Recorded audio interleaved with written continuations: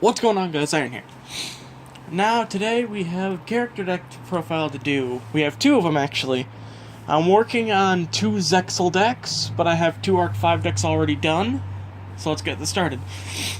As you can see by the start, we're starting with Yuya. Odd Eyes Pendulum Dragon. Scale 4. Attack 25, Defense 2000 like every other main character's base monster. He does double battle damage when he attacks a monster. And he can blow himself up in the scale at the end phase to fetch a spellcaster type monster with 200 attack points or less. Next up is Zhenke, or Zhenke. I don't know how to pronounce it correctly. Anyway, he is a level 7, just like Odd Eyes. Pendulum monster, 2500, 500. Negates the effects of... You can target one light monster on the field. Negate that face-up monster's effects till the end of the turn. So that monster effect is okay, I guess. But you're mainly going to be using him for his pendulum effect, which turns an Exceeds monster into a level. And you'll see why that is momentarily. Next up, his scale is 3 by the way, is Dharma Eye Magician. When he pendulums on the field, magician pendulum monsters you control cannot be destroyed by your opponent's card effects during the turn this card is pendulum summoned. So, he's level 7, he's light, scale 2, 2000 attack, 2500 defense. His pendulum effect is reveal one pendulum monster in your hand, target one magician card in the pendulum zone. Its skill increases to the same as revealed pendulum monsters until the end of the turn. So, you can reveal... For example, Timebreaker. Then change a monster's skill to 2. Granted, he's not great. You're only going to be summoning him, honestly. But he's big for a monster you can just get out like that. Next up is Timebreaker Magician. See, look at him. Focus the camera. He negates the first description of a pendulum monster, which is handy. Pendulum summon this card. Pendulum summon him alone, his attack points are doubled. And the once you can target monster on the field, banish both it and this card from the field, but return them during the next standby phase. He's good. He's 14-0, level 3, but you're going to pendulum summon him, ideally. His attack points could go to 28. You can swing at the enemy. Next main phase, you can do his thing, banish. And we have Stargazer. Obvious reasons are obvious. 1200, 2400, scale 1. Probably the most reliable low scale on the deck, if not most. The most. He's level 5. His effects negates spell cards. He's Time Gazer for spell cards. So there's that. He negates spell cards while he's in the pendulum zone. So that's nice. You attack with Odd Eyes, negate. Oh, we're not even Odd Eyes. If a pendulum monster you control battles, negate the spell. It's just as useful as in character deck duels as it could be, but it's an option. Its monster effect is once per turn when exactly one other pendulum monster you control and no other cards is returned to your hand by opponent's card effect. You can special summon one monster from your hand with the same name as a returned card. So you have Time Gazer out. They get sent back to your hand for some reason. Then Timebreaker comes back. Time Gazer comes back out. Yeah. Okay.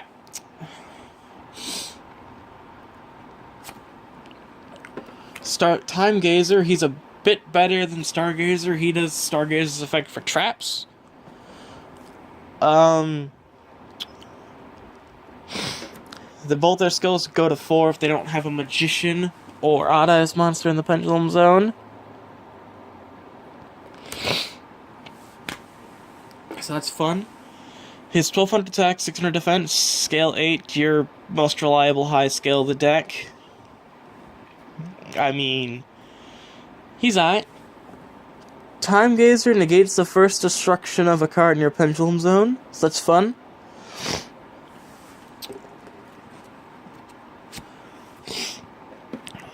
Last Pendulum Magician monsters, Zhang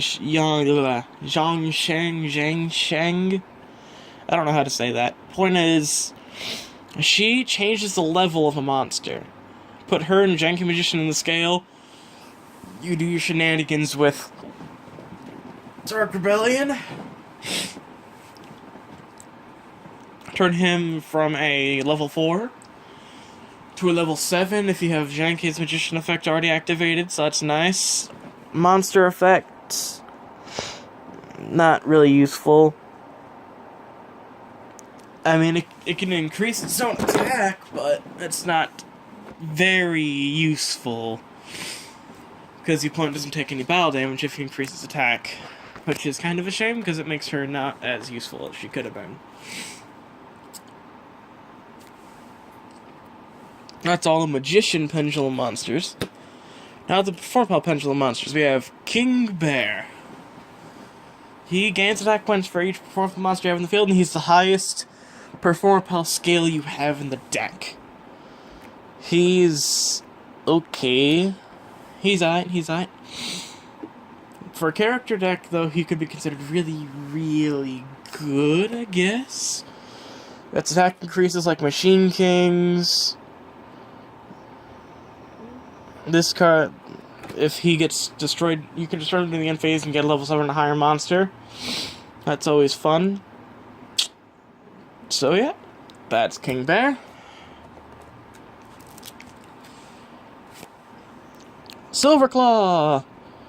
His Pendulum effect increases the attack of all purple monsters by 300, but you're not going to be using him in the Pendulum scale ideally. Instead, you're going to be using him on the field as a monster, because when it declares an attack, all Performapal monsters you control gain 300 attack. So he attacks, he goes up to 21, swing at that, boom. His primary use, though, is to summon Beast Eyes from the extra deck. So that's fantastic. And for a 4-star, 1800, 700, that's not bad at all. Especially since a lot of the cards in this deck are kind of high level. Like Drummerilla. 16-9, level 5, scale 2. You can also win with attributing if there are no monsters on the field. I can't talk. Yeah, if there are no monsters on the field, summon him without attributing. His level goes to 4. Then once one attack is declared, involving a monster you control and an opponent's monster, you target that monster you control again 600 attack until the end of the battle phase. That's nice. The Pendulum effect does the same as this monster effect, but it's more generic. Once per turn one attack is declared, involving a monster you control and an opponent's monster, you can target the monster you control again 600 attack till the end of the battle phase, even if it leaves the field. So, summon Silverclaw, set him scale. Ideally, you're going to Pendulum summon out a bunch of monsters. Swing with one of your monsters into one of the opponent's monsters, say Red Eyes. Yes. Silverclaw swings into the Red Eyes at 24, he goes at 21, then thanks to Dormelli, he goes to 27, kills the Red Eyes. I'm sorry for Red Eyes fans, but that's the quickest thing I think of right now. Entermate Pendulum Sorcerer! Scale 2, attack 15, defense 8. He's pretty damn good. I don't need to say much about him because most people already know what he does. And he's level 4, so that's always good. So yeah. Now we have Lizard Draw. It hurts from Lizard Draw, but you only ever really use her pendulum or his pendulum effect or whatever the fuck this is. Is this a dude or a chick? I can't tell. I think this is a dude. Okay. Set him in scale, kill him, get a plus. No, not really a plus, but you get a card, so it gives you more options what you can use. Monkey Board. Scale 1, 1,02400. Level 6. He's not going to be very useful except for his effects in the Pendulum Zone. When he's first set in the scale, you fetch a level 4 or lower performapal monster and do crazy shit. That's why he's... I think he's banned now. Is he banned? Yeah, I think he's banned. And then Chem for the rank 4 play you can make. Scale 2, attack 800, defense 1800. So, he's alright, he's okay. Monster effect, if this guy dies in battle, the person who killed him loses 800 attack points, so that's nice. Main phase 1, target monster you control, the monster your opponent controls currently controls lose 800 defense until the end of the turn, and if they do, the target monster attacks defense monster, it does piercing. So he's a good option for the zone as well. But as a monster, he's not as powerful as he could be if you set him in the P zone. Activate Elfhammer, summon him, send all spell and traps back to the hand. He can be normal summoned if you control 2 or more performable monsters. Yeah, 2 or more. Normal summoned without attributing. Cannot attack unless you control a performable card. And when it occurs an attack, return all spell and trap cards your opponent controls to the hand. He's good.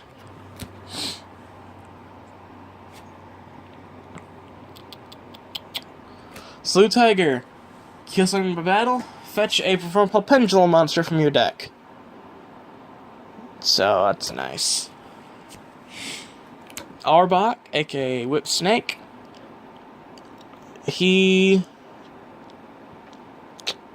switches the current attack and defense of a monster you declare.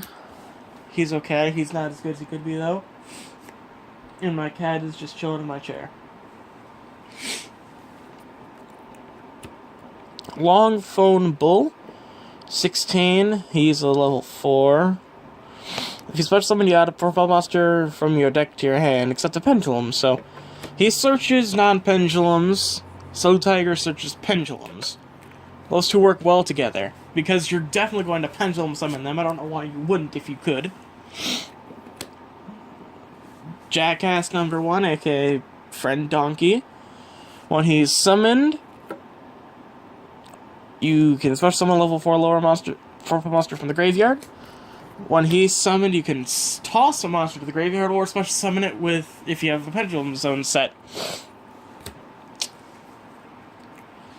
And the only monster ever plays in his opening turn for the first few episodes, Hippo. Summon, tribute, summon Odd Eyes. That's pretty much all you do with Hippo. Everything else he does is nothing. Because you're not going to do anything else. There's no reason to use him as a monster alone in the field. He's weak. He's 800 both ways, so you're never ever not going to summon, tribute, summon Odd Eyes with this deck. Although you could use a different level 7 monster, but most of the time it'll be Odd Eyes. And the one tuner is Tuning Magician, or as I call her, Chibi Magician. Summon, your opponent gains 400, you take 400. It gets banished after it does its thing. So, she's a one-time use type of card, which isn't bad, mind you, but it could be better. And that's it for the monsters. Next up, we have the spells. Amazing Pendulum. If you have nothing in your zone, get 2 Pendulum monsters from your extra deck, and there you go. You can reset the scale just like that. Bubble Barrier negates the first destruction of before a mage monster. This would be great if you're tag teaming with Dennis. But I haven't made Dennis' deck yet, but I do have plans to do so when more of his stuff gets released. Draw muscle, target your 1,000 defense points or less monsters to get a draw off it. So, doesn't do much, but it's helpful. Hippo Carnival, or as I call it, Gay Sissy Hippo Parade. Summon 3 Hippo tokens, just to annoy your opponent. Illusion Balloons. You lose something, quick play, pick up 5, special summon a purple monster among. Pendulum Call. Toss a card, fetch 2 Pendulum Magician monsters from your deck.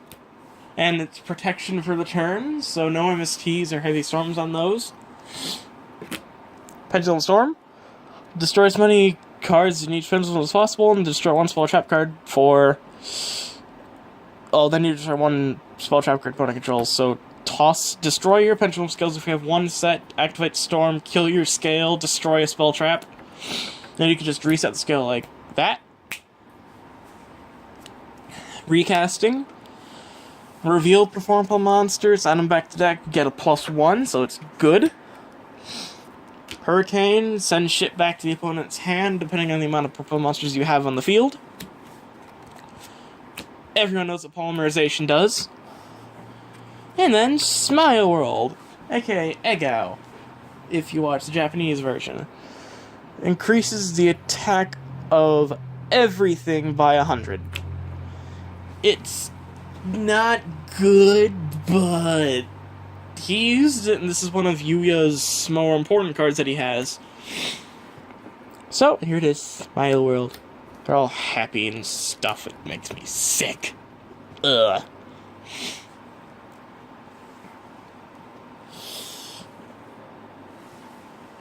Okay, now to the traps. Pendulum back. Add 2 Pendulum monsters from the graveyard to the hand, as long as you have a skill set. Reborn. Revive a Pendulum monster from your extra deck, or 1 from your graveyard. Call. 1 monster clears direct attack, negate the attack, and then you get to add 2 purple monsters equal to the damage you would have taken. So, as long as the defense is less.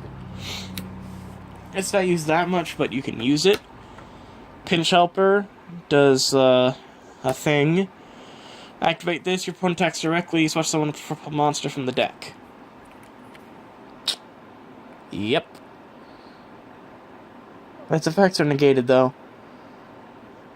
And I can send this to the graveyard and take no battle damage if I have an attack going on here. Showdown.